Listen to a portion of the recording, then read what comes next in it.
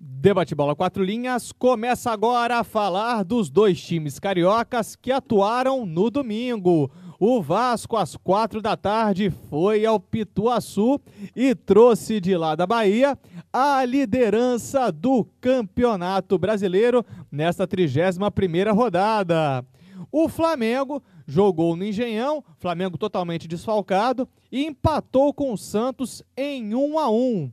O Neymar fez o gol do time santista cobrando pênalti, e para o time rubro-negro, David empatou. Vem cá, começando a falar do time que está na liderança do campeonato. Vocês acham que o Vasco, de fato, fez por onde chegar a esse patamar, 57 pontos ganhos? Olha, Vinícius, eu venho falando aqui já há algum tempo que o Vasco merece chegar lá na liderança, viu? O Vasco é um time que tem um comportamento tático bastante interessante, né? É um time que tem um bom poder de marcação no meio de campo, né? E nisso o Vasco melhorou muito em relação ao início da temporada, né? Que não tinha nenhum volante de marcação forte. Agora, de uns tempos para cá, veio a ter com o Eduardo Costa, enfim, e com outros, né? Tem um volante que é o líder do time, né? Um dos líderes, né? Que é o Eduardo Costa, né? Tem jogadores que sabem lançar bem a bola no meio de campo, casos do Felipe e do Juninho. Tem um jogador que, muito embora eu no início achava que o Vasco estava Arrumando sarna para se coçar, está resolvendo, que é o Diego Souza, está jogando muito bem. E tem um outro jogador na frente que está correndo muito, entendeu? E que está ajudando bastante também, que é o Éder Luiz. Então as coisas estão dando certo, entendeu? Os jogadores estão numa fase boa e o time está se encaixando direitinho. E não sentiu muito a ausência do Ricardo Gomes, né? O time, aliás, até se fortaleceu depois disso.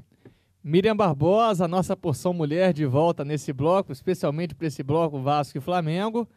Vem cá, falando do time rubro-negro, o Flamengo conseguiu um empate com a equipe santista, mesmo com a equipe desfalcada, o Ronaldinho Gaúcho, tinha sido expulso na partida contra o Ceará, e o Thiago Neves, que levou o 3º cartão amarelo.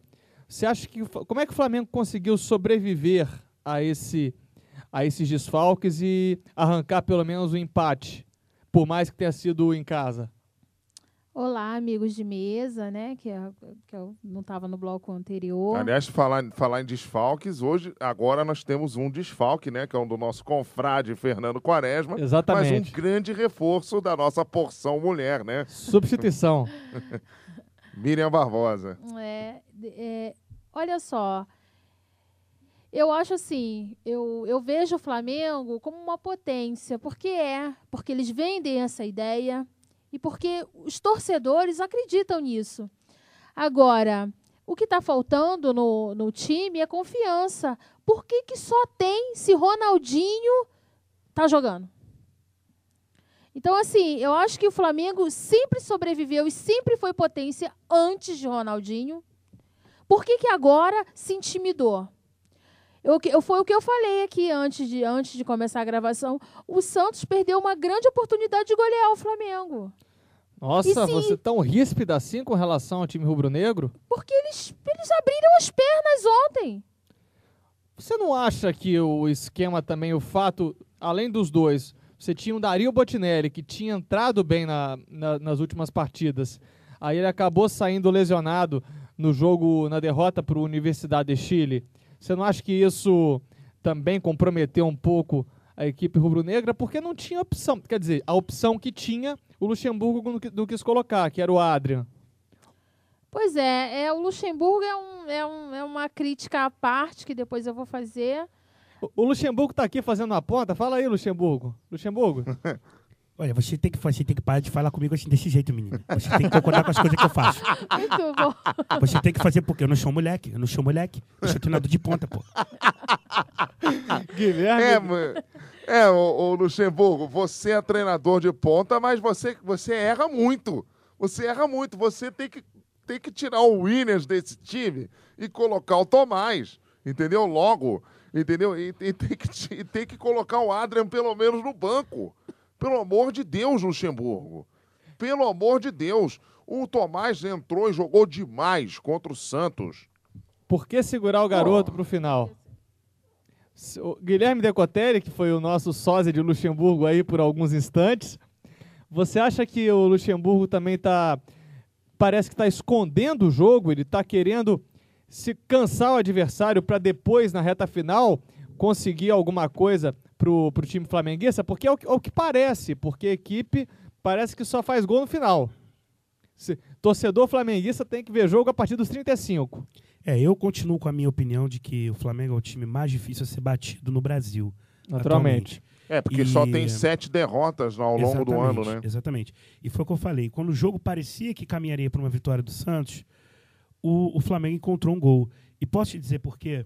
Porque o Flamengo, para mim, é o time mais forte do Brasil. É o time que tem o maior peso, que tem a maior torcida. É um time que tem... Assim, os outros times têm camisa? Tem. Mas, infelizmente, pela torcida acreditar nisso, pelos dirigentes acreditarem nisso, o Flamengo consegue fazer valer o peso camisa. É isso que eu falei, eles vendem essa ideia, mesmo né? jogando mal, mesmo o Flamengo jogando mal, os jogadores encontram essa força, encontram essa vontade. E é uma vontade, vou ser sincero, amigos, me traz inveja pro meu time. Porque falta muito isso, às vezes, no meu time. E, além disso, qual é o clube que tem a mística da camisa que joga sozinha? É o Flamengo, né? Pois é. E para vocês verem, eu vou fazer algumas ressalvas aqui. Ao David, que depois que mudou o posicionamento, gostei da movimentação do David ontem, apareceu pro jogo, buscou jogadas, deu bons passes. Gostei também da atuação dos meninos que entraram com muita disposição, com muita vontade. Principalmente o Tomás. O Tomás, exatamente. O Negueba também correndo o campo inteiro. Então, assim, apesar de ter jogado mal, a gente pode ter algumas... Até o próprio Alex Silva, mesmo cometendo pênalti, você percebe que ele, aos poucos, vai recuperando o futebol que ele tinha antes de ter aquela contusão grave na Alemanha. E vai dando uma segurança um pouco maior à defesa, né? Com certeza. Com certeza. Eu acho que esse empate acabou sendo de bom tamanho para o Flamengo, porque a derrota seria difícil, né, da torcida engolir, mas fica aí essa crítica boa. Eu acho que o Flamengo ontem fez fazer valer o peso da sua camisa e a vontade dos seus jogadores. A Miriam fez aqui com a cabeça discordando. Com certeza. Até para o Alex Silva mesmo. Eu acho que o responsável do gol do Santos foi aquilo que o Alex Silva, entendeu? Foi aquela penalidade. Naturalmente, porque foi ele que fez o pênalti. Pois é, então assim, ele foi uma das piores partidas dele, contando até mesmo a torcida do Flamengo com certeza acha isso. É o que ele até falou muita coisa que eu falei. O Flamengo, ele vende essa ideia de potência. Uhum. Ele vende isso e a torcida, por ser uma torcida grande... Compra essa ideia, Compra essa ideia. Então, se eles vendem, eles têm que fazer valer. O Flamengo não é Ronaldinho. Porque já mostrou que sem o Ronaldinho jogando, eles já ganharam, já fizeram bonito. Contra o América Mineiro, por exemplo. Isso. Então, assim, eles têm que parar de que quando não tiver quando o Ronaldinho não estiver jogando, eles abrirem as pernas e fazerem besteira. Tá certo. Agora, do lado vascaíno, o Vasco também está com um desfalque muito sentido, que é o Juninho Pernambucano, e teve um desfalque de última hora, o Elton, que seria o centroavante da equipe. Ele teve uma virose e acabou sendo descartado da equipe de última hora. Uhum. E acabou, assim, só para vocês verem, assim, ver os dois lados.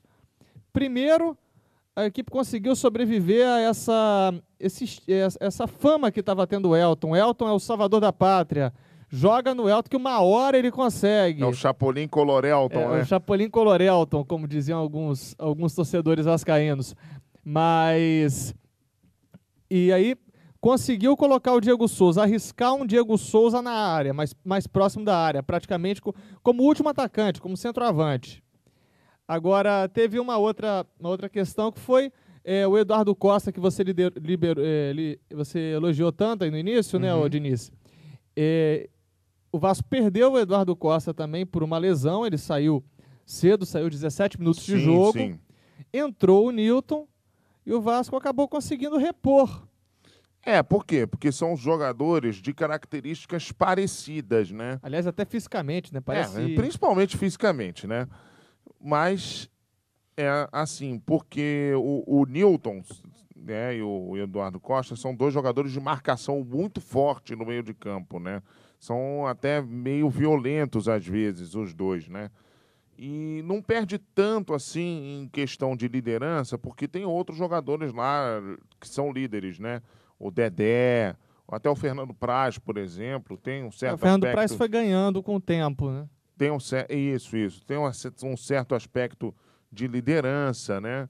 E o Vasco realmente evoluiu muito ao longo do tempo, né? Nesse ano, né? Por conta disso. E você veja que com 4 volantes, com um atacante só, na realidade, na frente... Na né? teoria, né?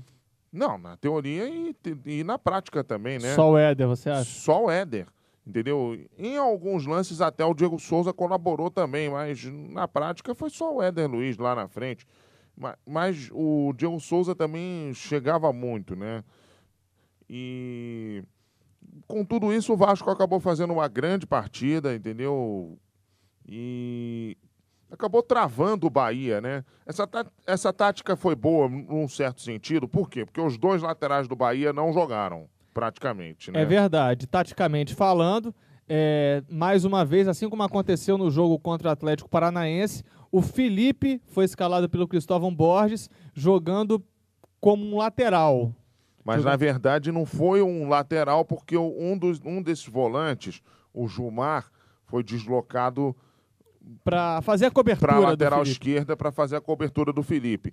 E o Felipe, ele se deslocava, lateral esquerda, meia direita, centro. Tanto é que o gol do Felipe, né, que aliás foi um belíssimo gol, não foi pela lateral esquerda, foi pela meia direita, né? O Guilherme, você acha que essa nova função do Felipe pode render? É o que o Vasco tem de melhor agora, nesse momento, eu creio. Mas Felipe ser de lateral esquerda, né? de lateral esquerda, com o Gilmar cobrindo, às vezes, quando ele Sim. vai pra cima. Sim, eu acho que é a melhor opção que o Vasco tem no momento. Aliás, tecendo aqui alguns elogios ao Vasco esse ano, o Vasco conseguiu, depois da Copa do Brasil, manter uma regularidade no Campeonato Brasileiro. E o que mais me encanta é que o Vasco não tem a responsabilidade de vencer o Campeonato Brasileiro. É verdade. Isso, de certa forma, tira o peso dos jogadores.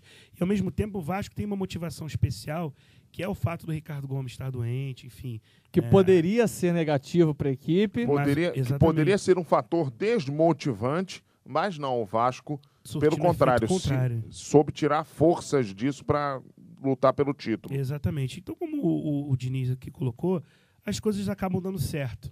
Quando o clima é bom, quando o grupo está unido, está fechado, quando um joga pelo outro. Eu creio que o Felipe não está ali jogando na lateral esquerda porque ele adora, porque ele já está jogando de meia há muito tempo. É verdade. Um jogador de 34 anos jogar na lateral esquerda com o nível do futebol hoje, com laterais direitos rápidos, velozes, ali passando muito complicado. É difícil. Então, os jogadores veem que, no exemplo do Felipe, o cara está se sacrificando, o cara tá jogando numa posição que não é dele, o cara tá vestindo a camisa, o cara é líder. Então, eu também vou correr.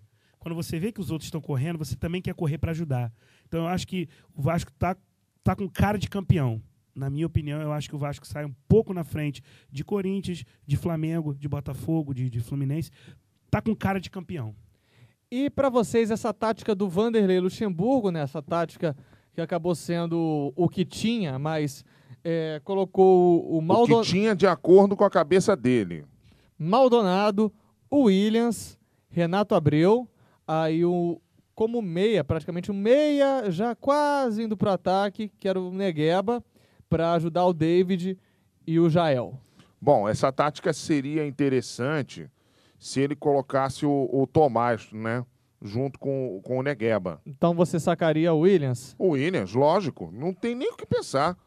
Porque o Williams foi colocado, teoricamente, para barrar o Neymar. Só que nem isso ele conseguiu. Tá muito aquém do ano passado, né, Diniz? tá muito aquém, mas infinitamente aquém.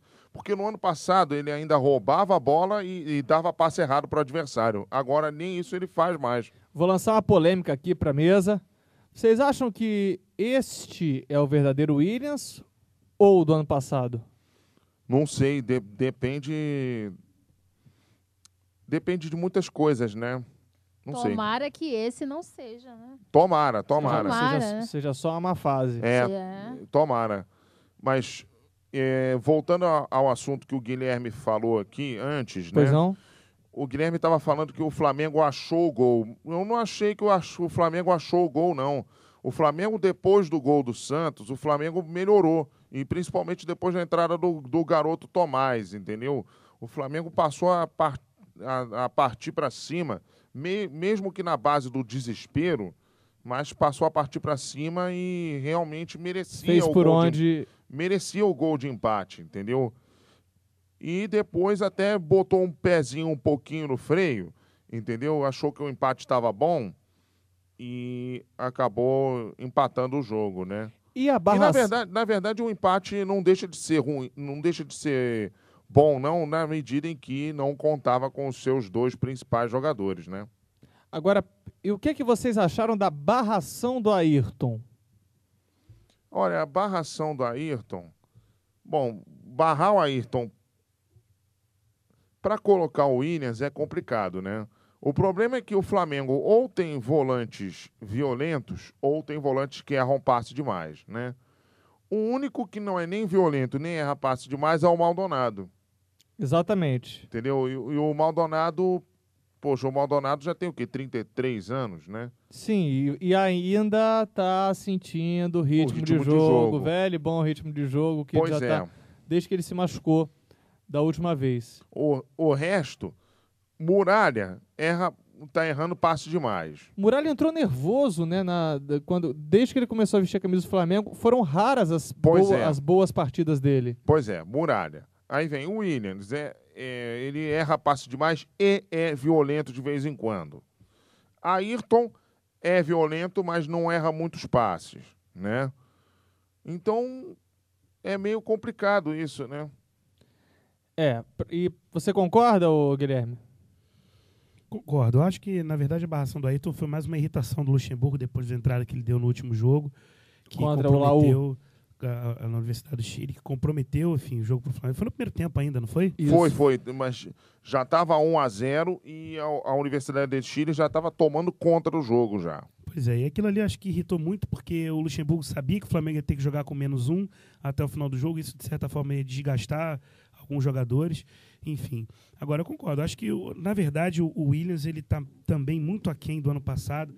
Foi um jogador voluntarioso, um jogador que às vezes pegava a bola, arrancava e, enfim, fazia um gol, então descolava ali um passe, enfim. Mas ele está muito aquém. E os outros volantes também não têm estado no seu melhor rendimento. Creio que a melhor saída para o Flamengo atualmente seja realmente o Maldonado. O Maldonado que não vai jogar contra o Grêmio, tomou cartão amarelo, o terceiro dele. Esse é que é o problema, né? Que o Luxemburgo vai escalar Ayrton e o Williams, né? Principalmente o Williams, né? Você não acha que essa oportunidade agora, o Tomás entrar bem, o fato dele ter entrado bem, o Luxemburgo vai querer recorrer mais a ele ou como titular ou como jogador de segundo tempo? Ele vai querer... Eu espero, né?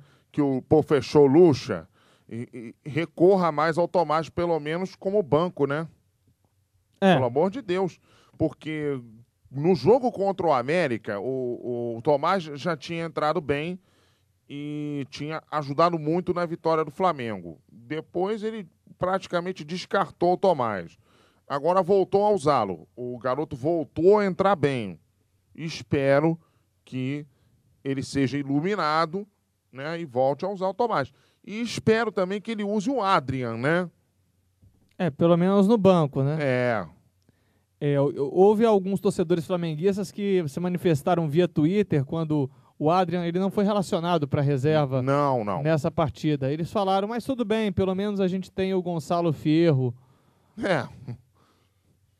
Realmente, aí é muito complicado, né? O Fierro não dá. Fagner e o Diego Souza levaram terceiro cartão amarelo, ambos levaram terceiro cartão amarelo, não jogam pelo Vasco diante do São Paulo. Bom, 2 desfalques muito complicados, né? Porque, principalmente o Diego Souza, né? O Diego Souza vem resolvendo jogos para o Vasco, né? O Juninho vai voltar contra o São Paulo? Tá uma incógnita. Ninguém sabe, né? Ninguém sabe. E como o Juninho vai voltar contra o São Paulo? Exatamente. Tem esse inconveniente. Pois é. E então, pois é. A grande vantagem é que o Elton deve voltar, né? Nesse ponto. É provável. Então aí já vai se resolver um problema o do ataque. Então agora a grande incógnita fica no meio de campo. Então vai ficar muito difícil. E na lateral direita, quem deve jogar, hein? Alan. O Alan, é. É, o Alan que se ouve bem nas vezes em que jogou na lateral direita, né? Ô Miriam, você acha que assim, o Alan, ele jogou improvisado na lateral direita em boa parte da campanha do Vasco na Copa do Brasil. Depois ele passou, foi para sub-20, jogou no meio de campo. Quando o Fagner se recuperou, o Alan começou a atuar no meio de campo. Você não acha que ele não pode comprometer um pouco, não? Ele agora está acostumado a jogar mais como titular, está jogando mais como volante, como segundo volante, às vezes até terceiro, quarto volante, né? Você não acha que ele pode se comprometer um pouco, não? Ele voltando para a lateral? Não acho não. Até porque o Vasco, e ele está mostrando que ele pode jogar em várias posições. Isso. Né? E está fazendo bem, não acho que ele vai comprometer, não. Até porque o que o Guilherme falou, o time está unido e todo mundo realmente vestiu essa camisa de vencer, de fazer bonito em campo. Então, não acho que vai comprometer, não. Assim está prevendo aí a nossa porção mulher Miriam Barbosa. Agora, houve alguns problemas de arbitragem nas duas partidas. Sim. Vamos começar pelo Engenhão, Flamengo e Santos. Reclamação dos dois lados, um pênalti do Wellington em cima, já ia falar o William, exato falho. Do Wellington em cima do Neymar. Até que o Diniz estava dizendo em off que foi até mais claro do que o pênalti marcado do Alex Silva sobre o Allan Kardec. Foi mais contundente, né, o pênalti do Wellington do que o do Alex Silva. E era até mais fácil de se enxergar, porque o Wellington estava sozinho no lance, né, com o Neymar. O Alex Silva não. O Alex Silva estava cercado por mais 2 zagueiros do Flamengo, né? Então era um lance bem mais fácil para o árbitro ver o pênalti, né? E o bandeirinha também, porque era um lance de linha de fundo, né? Mas realmente o árbitro não deu. O catarinense Paulo Henrique de Godoy Bezerra, ele também anulou um gol do Alex Silva considerado legítimo. Ele considerado não, foi legítimo. Sem dúvida, também foi modo de dizer. Foi, porque foi um levantamento na área, o Wellington desviou no meio do caminho e aí o Alex Silva cabeceou pro gol. O Alex Silva estava um pouco atrás da linha de zaga do Santos, né? Realmente, nesse jogo, ele conseguiu uma façanha, né? Desagradar os dois lados. Você acha que esse segundo pênalti que seria marcado a favor da equipe santista, você acha que ele ficou com receio de marcar por ser num jogo no Engenhão, contra o Flamengo? Já tinha marcado um pênalti numa partida, marcar um segundo. Olha só, ele tinha que aprender com aquele árbitro que apitou Flamengo e Santos em 2009, no Maracanã. Ele estava no Maracanã com 80 mil pessoas e teve peito para apitar 2 pênaltis contra o Flamengo. Entendeu? Ambos, inclusive, o Bruno defendeu. Ambos, o Bruno defendeu, o Ganso perdeu, né? Então, o Flamengo venceu aquele jogo por 1-0. Então, o nosso querido Paulo Henrique de Godoy Bezerra tinha que ter peito, sim, para marcar os 2 pênaltis a favor do Santos. Assim como tinha que ter peito para deixar validar o gol do Flamengo. E também teve um lance no primeiro tempo que ele deu impedimento, que o Jael não estava impedido não, meu amigo. O Jael estava um pouco atrás da linha de zaga do Santos. Era um lance difícil, mas não estava impedido, não. É, realmente, muita polêmica do lado do Engenhão, hein? Não é. Para mim, não tem polêmica nenhuma. Para mim, não foi. Entendeu? Não foi. Não foi o que ele deu, entendeu? A arbitragem ficou com medo. Vem mostrando. Quer dizer, na verdade, eu acho que os árbitros tinham que fazer uma reciclagem. Com certeza. Porque... O problema, desculpe interromper, Miriam, o problema é que essa arbitragem agora reciclada, a gente não sabe qual é o critério dela. Um árbitro marca todas as faltas, o outro deixa o jogo correr. Acho muito esquisito. Acho que podiam talvez tentar fazer uma arbitragem um pouco uniforme. Não é isso, é até isso que eu ia falar. Porque o que acontece? Tem jogo que parece que o árbitro quer ver, pancadaria. Exatamente. Deveria haver, como existe na Copa do Mundo, né? Uma recomendação para que se siga aquelas regras. Na Copa do Mundo, você veja que as arbitragens são menos diferentes, né? É verdade. Agora, cá entre nós, hein? O Alex Silva, você fazer pênalti a Allan Kardec, o Allan Kardec, no primeiro drible, ele ia tropeçar nas próprias pernas e ia jogar a bola para tiro de meta. Agora, o Vinícius, ele fez uma grande jogada, hein? Fez uma grande jogada. Ia sair na cara do gol, né? Ia sair na cara do gol. Agora, realmente não justifica nada fazer aquele pênalti, não. Né? Diga aí, Guilherme. Olha, em relação a esse assunto da arbitragem, algumas coisas me incomodam. Quando eles se reúnem, né? Primeiro que esse sujeito que é o presidente, né, da Comissão Nacional de Arbitragem, que eu não quero nem saber lembrar o nome dele, não faço questão. Diga. Quando há a reunião que eles têm, até que provem ao contrário, até que venha algum árbitro para a imprensa e diga que me provem ao contrário isso, para mim a reunião é assim: olha, Neymar não é para marcar, ele se joga. O Herrera toda hora tá puxando. É para marcar jogador. Porque tem muitos jogadores no Brasil, né, que são marcados sistematicamente pela arbitragem. Jorge Henrique também é outro. Jorge Henrique. Que eles se jogam? Sim. Mas quem não se joga? Todo mundo se joga. Tem uns que se jogam mais porque estão mais com a bola, estão mais em evidência. O Osvaldo do Ceará também. É o segundo que recebeu mais falta no Campeonato Brasileiro depois do Neymar. O que mais recebeu falta. Já foi o primeiro. O Neymar é o segundo, então, né?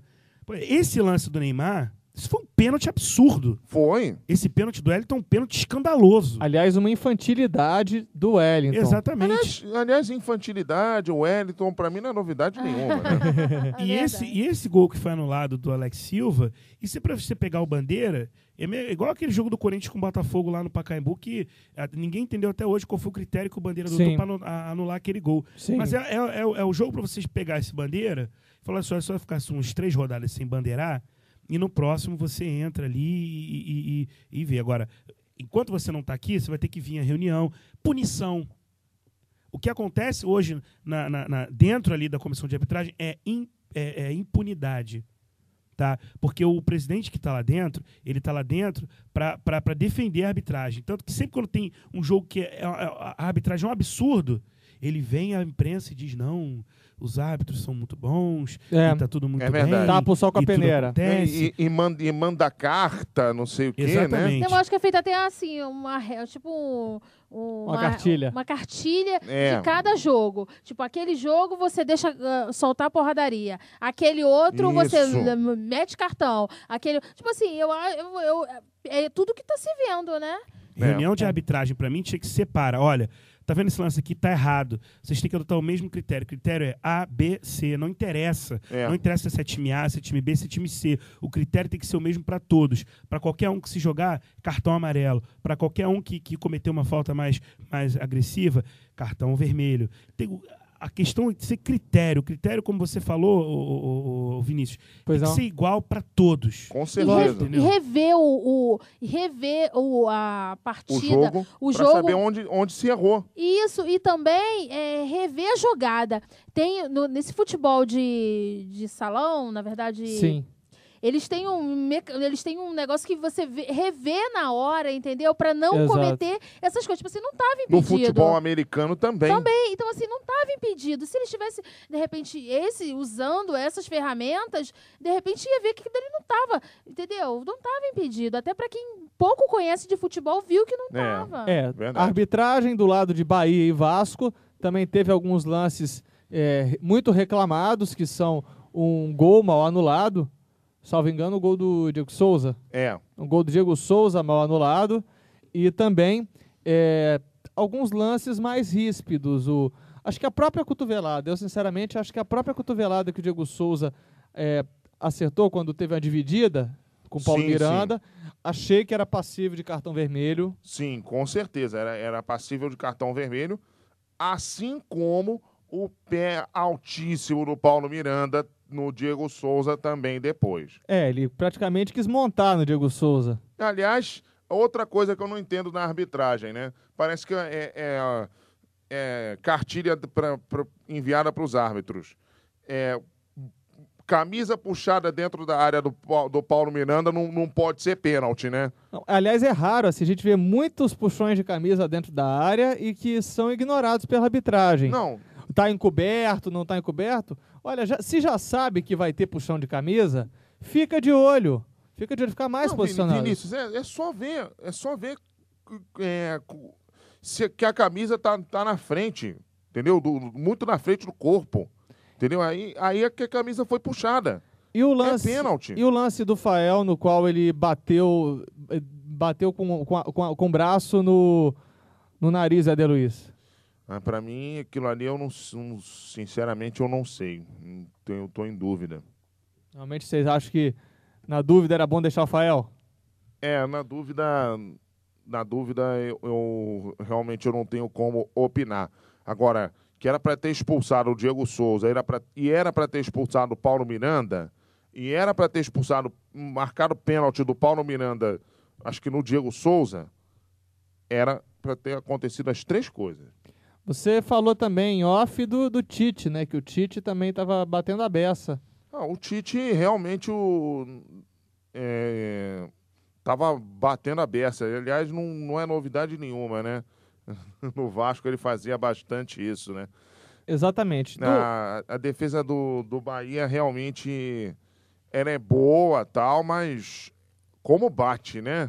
A defesa baiana. Do lado do Bahia, a gente teve de destaque aquele chutaço do Fabinho que parou no travessão. Explodiu no travessão, que no rebote o Souza ficou reclamando pênalti, que eu não achei que houve, não. Ai, quando o Souza não reclama?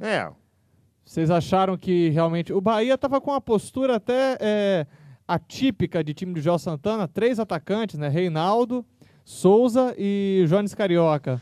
O Jones que não foi muito bem no jogo, não. Aliás, a torcida do Bahia estava pegando pesado com o Jones, vaiando ele direto. Tem motivo para isso, Guilherme?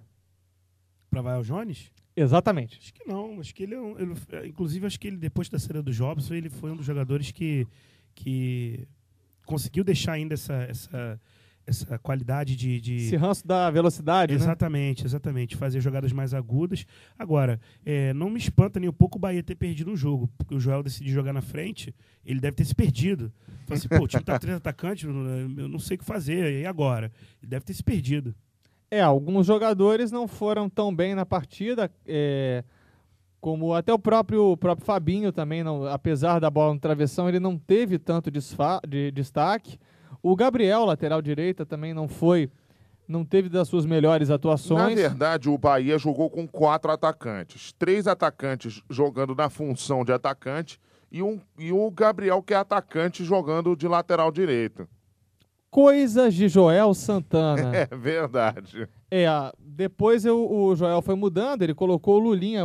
Eu acho uma temeridade ele ter um jogador como o Lulinha, jogador que tem qualidade para jogar no Bahia, colocar ele no banco de reservas. Uma grande temeridade, né? Assim como eu acho uma temeridade ele escalar um atacante de lateral direito, né? Tá me lembrando algum time ano passado, né? Que era dirigido pelo Papai Joel. Sim. Vocês acham que o Júnior seria uma boa opção de ataque como titular?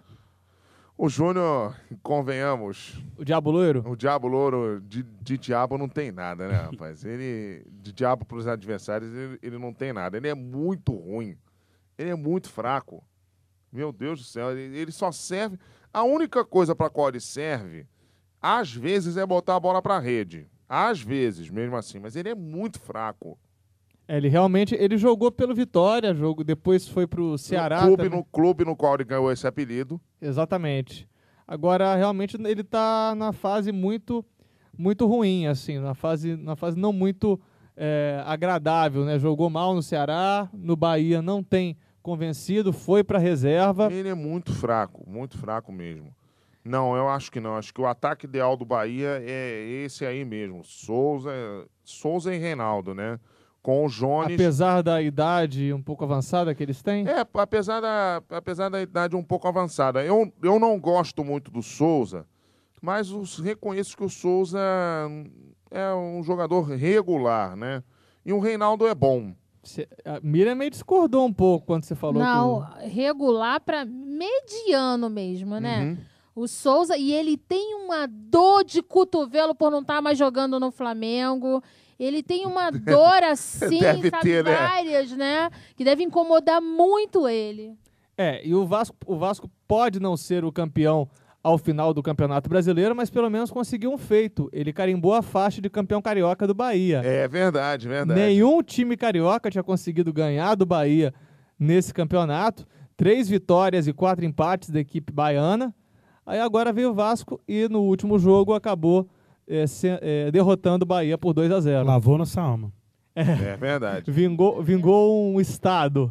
É verdade. E os orixás foram muito favoráveis ao Vasco, né? É verdade. Como diria a manchete do Globoesporte.com, é líder, meu rei, é líder. Do jogo Flamengo e Santos, do lado da equipe santista, no primeiro bloco, o Fernando Quaresma, que agora teve de sair, não pôde gravar esse bloco, declarou que foi Flamengo e Neymar. Vocês acham também?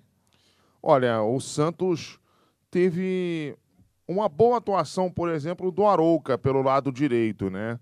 Principalmente no primeiro tempo de jogo. Mas realmente o Neymar foi assim... Teve uma partidaça, né? Eu até pensei que o Allan Kardec fosse aparecer mais devido à camisa, né? Allan Kardec aparecer mais? Difícil. Acho que só em sessão espírita mesmo, mas o outro. O outro. Olha aqui, o time do Santos eu acho que já está sendo preparado para jogar o Mundial. Com certeza. Eu acho que o Santos é um time que hoje, até mais do que na época da Libertadores, é um time que marca mais. É um time que está jogando mais ou menos mais defensivamente. Guilherme, não é mais tanto, ou menos. eu não diria que é uma retranca. Mas, por exemplo, no caso do jogo do Botafogo, o Santos entrou com o Durval improvisado na esquerda. E entrou de novo Entrou de novo agora domingo. Né? Então, assim, algumas experiências que o Muricy tem feito, já para se precisar no jogo contra o Barcelona, no provável duelo, você já ter possível, né? Haja vista que diaba. Exatamente, né? No passado, Internacional. Né? Pois é. Mas já há algumas alternativas para tentar anular um pouco essa posse de bola do Barcelona. Agora, não há dúvida de que hoje o time do Santos, a alma do time do Santos está no ataque. Né? É verdade. Haja vista o Borges e o Neymar tem feito um campeonato absurdamente excelente. O Borges é disparado atacante. Enfim, depois da contusão do Damião, o Borges passou o Damião absurdamente em quesito ataque, né? Assim, naquela questão em quesito número de gols, então... Exatamente. Agora, o Neymar, gente... E o Santos vai melhorar agora, na próxima rodada, porque o Ganso volta, né? O Ganso volta. E a gente torce para que volte muito bem, né? É verdade. E vai voltar a tempo ainda de ter um certo ritmo de jogo para o Campeonato Mundial de Clubes, né? Exatamente. Agora, o Neymar é fantástico, né? Um jogador que eu tava com medo, assim, né? Na verdade, é a minha humilde opinião, né? Eu estava com medo, depois que o Ronaldo encerrou a carreira, de que ficasse um hiato, né, daquele jogador que a gente ficasse Camisa na expectativa. 9, né? É verdade. Eu não diria nem o finalizador, né? Mas aquele jogador que a gente liga a televisão para ver o jogo da seleção. Né? E o Neymar está provando ser esse jogador. Um jogador fantástico, tem um repertório inacabável de dribles. Ele, agora você vê que no jogo contra o Botafogo ele deu um chute de perna esquerda, de trivela, uma coisa super diferente, estranha, nova. Né? Então é legal você ver. O próprio gol dele, né? Um golaço. Né? Um gol de pico. Exatamente. A lá Ronaldo na Copa de 2002. Né? E a lá Romário também. Então, assim, a gente fica feliz de não ter esse ato, né? De logo depois do Ronaldo vir o Neymar. E a gente torce para que ele seja muito feliz, não só nos clubes que ele passar, mas principalmente pela seleção brasileira. Porque a gente está carente de um jogador assim. É verdade. Agora, vocês citaram o Borges. O Borges ele não atuou nessa partida contra o Flamengo. Em seu lugar entrou o Renteria. Fez muita falta mesmo o Borges? Fez. Porque o Borges é a referência no ataque do Santos, né? Entrou o Renteria e o Renteria não fez uma boa partida, não. Tá decepcionando? Vocês acham que o Renteria no futebol brasileiro ele tá muito abaixo? O Renteria no Internacional foi bem, né? Era aquele atacante que fazia os gols, né? No Inter. Né? Isso. Ele trazia a garra, né? O sangue gaúcho, né? Como diriam os torcedores gaúchos. Mas no Santos realmente ele não está muito bem, não. E o Allan Kardec realmente não é aquele tipo de atacante que não dá para confiar muito, né? Em relação à técnica, né? E o Borges tem muito mais técnica do que ele, né? Então, por isso que o Santos acabou sentindo muito a falta do Borges. E é por isso que eu achei que o jogo fosse terminar como realmente terminou, empatado. Porque se o Borges estivesse em campo, o Santos fatalmente ganharia o jogo. Assim falou Fernando Diniz. A não ser que o Borges entrasse mal, né? Assim falou Fernando Diniz. Olha só, a gente falou de algumas opções do esquema tático do Flamengo e citamos o Tomás, que o Tomás fez uma grande partida, ele entrou muito bem. Agora, e as outras opções que o Flamengo teve durante a partida? O Diego Maurício entrando no ataque e o Vander no meio de campo. O Vander não entrou bem, não. O Vander fez uma excelente jogada logo de cara, mas depois sumiu. E o Diego Maurício fez uma partida boa, mas não foi das melhores que ele já fez, não, entendeu? Não foi tão fundamental assim, não. Guilherme, você não acha que o Luxemburgo, talvez o fato dele ter pegado no pé do Diego Maurício antes dele tocar na bola, talvez faça a torcida também ficar assim, olhando meio ressabiada para ele, desconfiando mais dele? Não tenha dúvida. Vide Filipão no Palmeiras, né? Conseguiu queimar alguns jogadores, enfim, nas coletivas que ele dá. É verdade. Consegue colocar o time contra a torcida. E o treinador tem que tomar muito cuidado, né? Com aquilo que vai falar, exatamente, com aquilo que vai fazer. Pela tecnologia, de qualquer microfone do lado ali, você capta uma bronca ou uma postura, alguma câmera capta alguma coisa que você... Então você tem que tomar muito cuidado. Né? Crítica, brigas, deixa para dar dentro do vestiário, durante o treinamento ali, que é o grupo fechado ali. Com certeza. O momento é esse. O momento dentro de campo, o momento é você dar apoio ao jogador, você incentivar o jogador, você não ficar xingando, não ficar, enfim, rogando praga pro jogador. É o momento ali de você apoiar, de você corrigir, somente. Tá certo. Miriam, o Vasco ele teve, dentre as opções, o Newton, que entrou no lugar do Eduardo Costa, e o Bernardo, que substituiu o Felipe a partir dos 25 minutos do segundo tempo. Você acha que o Bernardo pode também, ele só é jogador mesmo de segundo tempo? Não, acho. De segundo tempo. Por quê? Até porque eu acho que o ritmo de jogo dele, ele fica melhor no segundo tempo. Eu acho que parece que ele não dá conta do recado o jogo todo. Cansa muito, você acha? Acho. Assim falou a Miriam. O problema é que ele, quando entra de titular, ele não rende a mesma coisa de quando ele entra no segundo tempo, né? Esse é que é o grande X da questão, né? O dia que ele entrar de titular e jogar bem, aí a gente muda de opinião, com certeza. Porque ele é muito bom jogador. Agora, o problema é que o Vasco, é que o Bernardo, aliás, entrou numa fase, ou no jogo numa fase, em que o Vasco recuou demais, né? A gente está aqui falando exatamente. bem, mas o Vasco recuou demais a partir dos 30 minutos do segundo tempo. Segundo o Fernando Calazans, no Globo, foi a partir dos 25. Ele foi um pouquinho exigente demais, mas eu acho que a partir dos 30 minutos o Vasco tomou uma certa pressão do Bahia, que também não foi tanta, não. O Bahia teve umas 2 chances, vamos lá, umas 2 chances. Teve um chute venenosíssimo do lateral esquerdo dele, o Dodô, que obrigou o Fernando Praz a fazer uma boa defesa. E teve uma outra chance lá que eu esqueci quem foi que conseguiu, né? Sim. Depois disso, mas antes disso o Vasco estava equilibrado em campo, sabe, tranquilo, sem tomar pressão do Bahia, entendeu? Eu achei que fosse ser um jogo muito complicado, mas que o Vasco tornou fácil. Fácil. Fez 1-0 com o Felipe, como a gente já falou, com um belíssimo gol, né? Jogada... Que o Guilherme destacou em off também, que o Diego Souza fez o papel de pivô na jogada. Fez o papel de pivô perfeito, e o Felipe colocou com aquela velha categoria dele, né?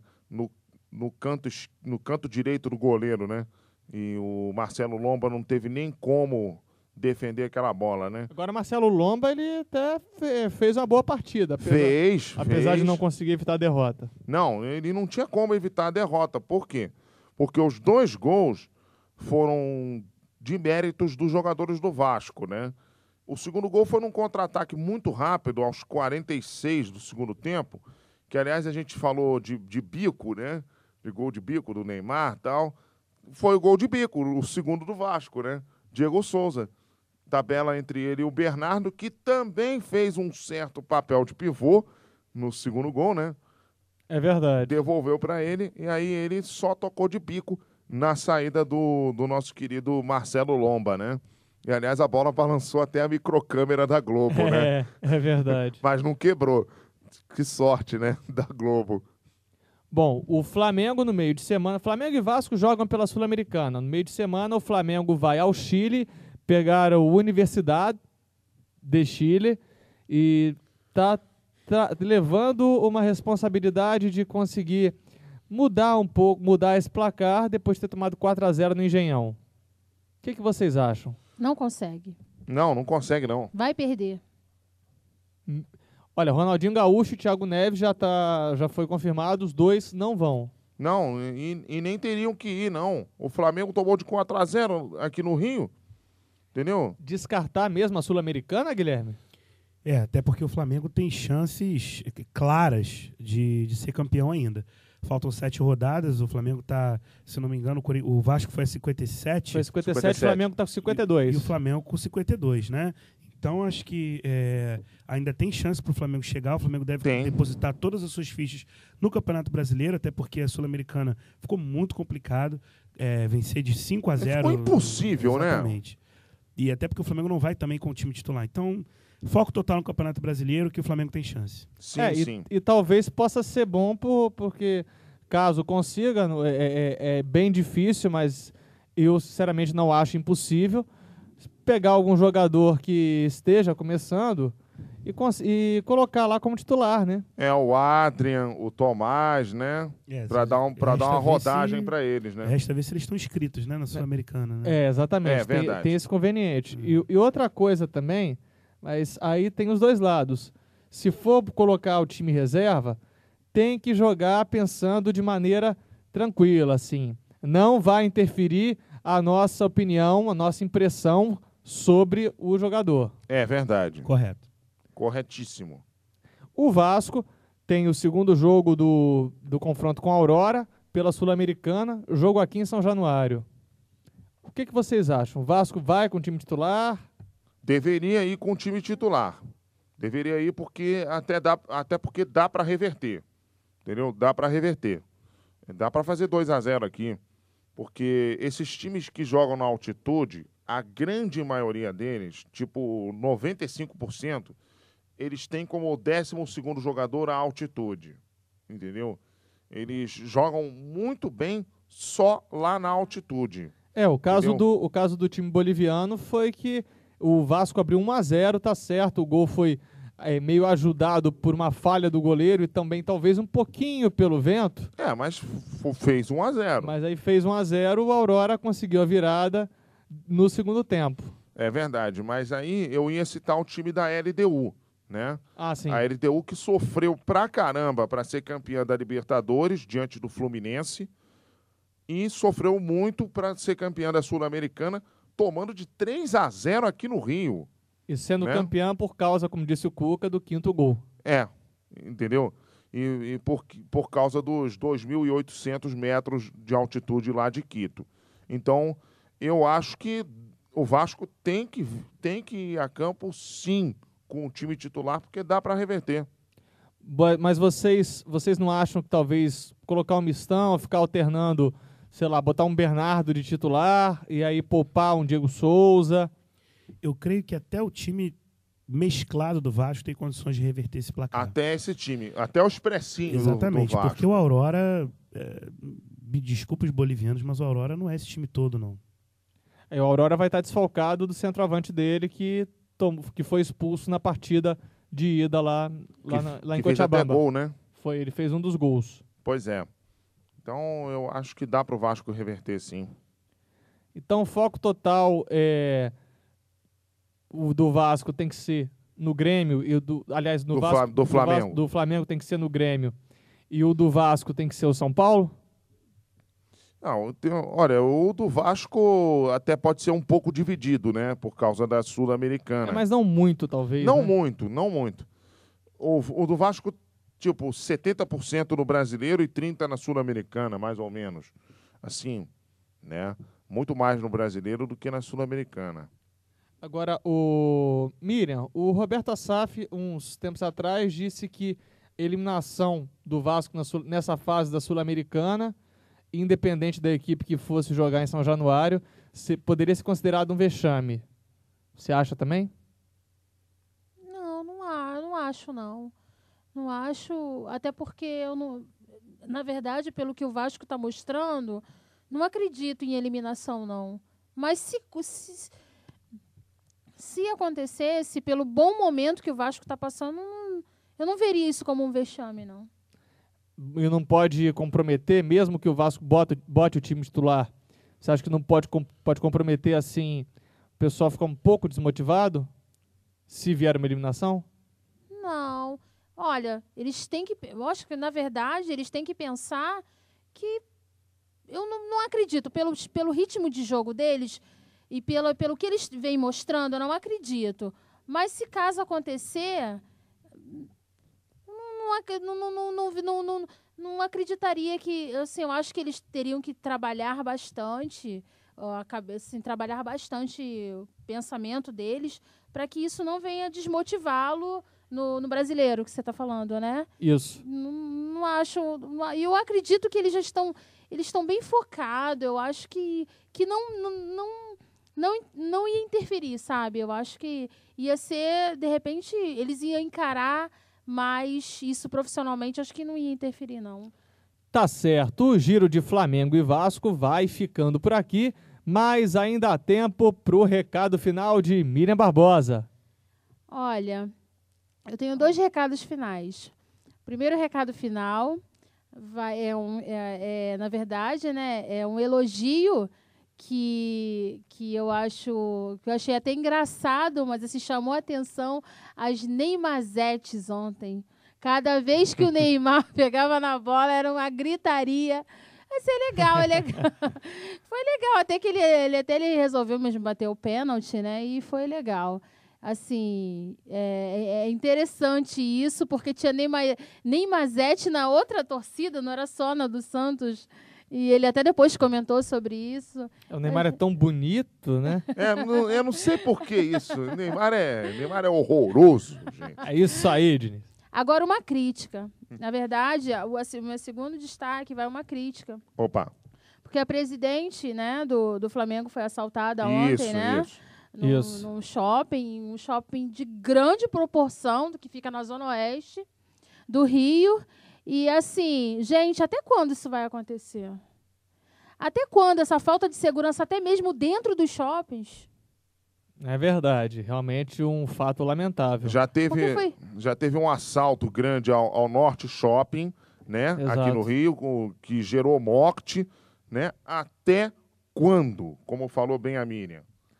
Tá certo. Recado final de Guilherme Decotelli. Meu recado final por parte do Vasco vai para o Felipe. Um golaço maravilhoso no jogo de ontem contra o Bahia. E depois a declaração, enfim, que prova que o Vasco está unido na busca pelo título. Quando foi perguntado sobre o esquema tático, se o Cristóvão Borges tinha acertado, se ele se sentiu à vontade, se ele não ficou cansado. E aí ele disse o seguinte: é muito importante essa variedade, essa ajuda mútua. É a prova de que o craque do nosso time é o grupo.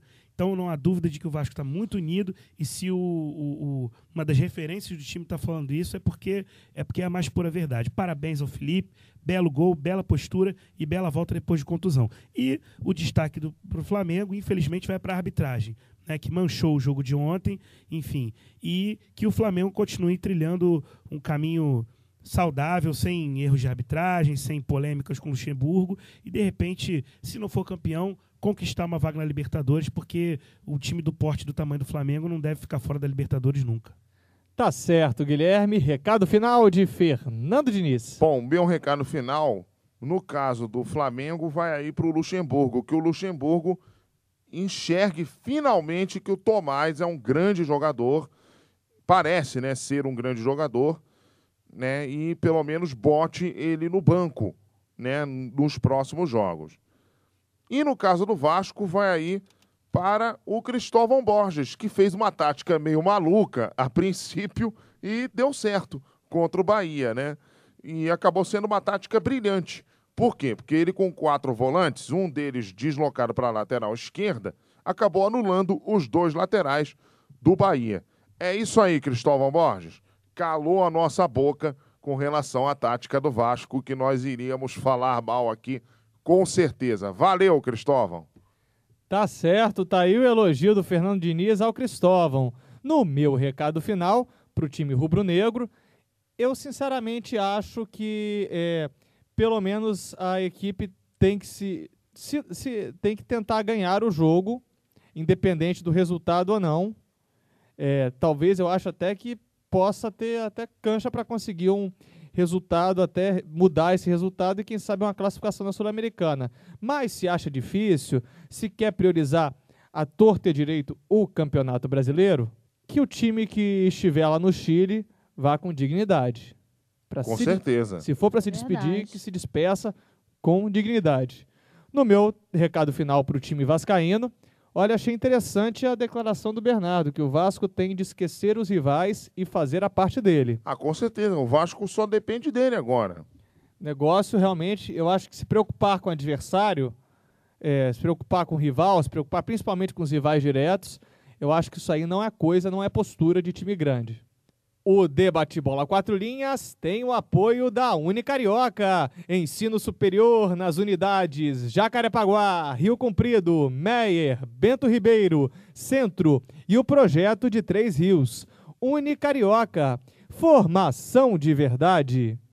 Acesse o 4 Linhas em nosso canal no YouTube, youtube.com/blog 4 Linhas, o 4 em numeral, youtube.com/blog 4 Linhas, ou acesse o 4 Linhas pelo nosso blog, radio4linhas.blogspot.com, o 4 dessa vez por extenso, radio4linhas.blogspot.com. 4 Linhas, a comunicação está no ar.